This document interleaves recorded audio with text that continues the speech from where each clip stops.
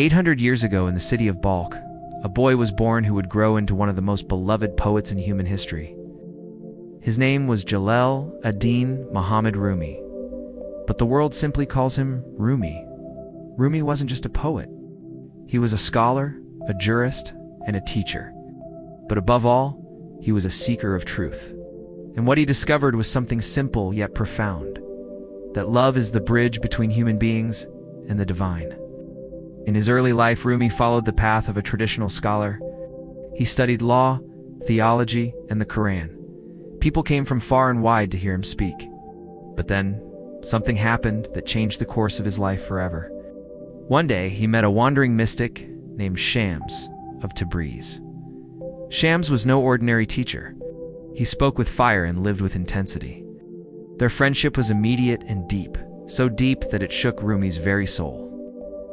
Through Shams, Rumi discovered a new way of understanding God, not through rules or arguments, but through love and direct experience. Their connection was so powerful that it transformed Rumi from a preacher into a poet. He began to pour his heart into verses that spoke of longing, union, and the boundless energy of love. But this friendship came with tragedy. Shams disappeared. Some say he was killed by people who envied their bond. Rumi was devastated. Yet from his grief came some of the most moving poetry ever written. He realized that love does not die. It transforms.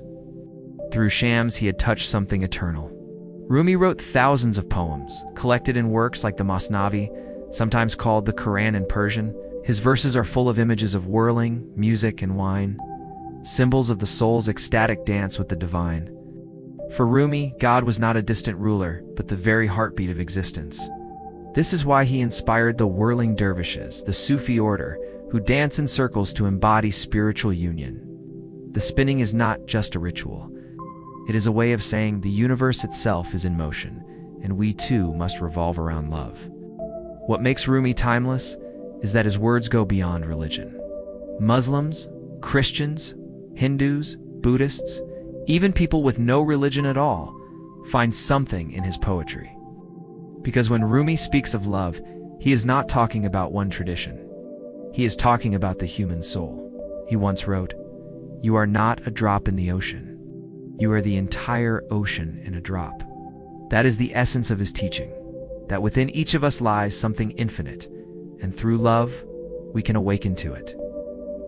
Rumi died in 1273, but his poetry still travels across languages and centuries. His verses are among the most widely read poems in the world today. Rumi's legacy reminds us of this truth: knowledge can sharpen the mind, but only love can awaken the heart. And perhaps that is why he remains, after all these centuries, the poet who turned love into philosophy.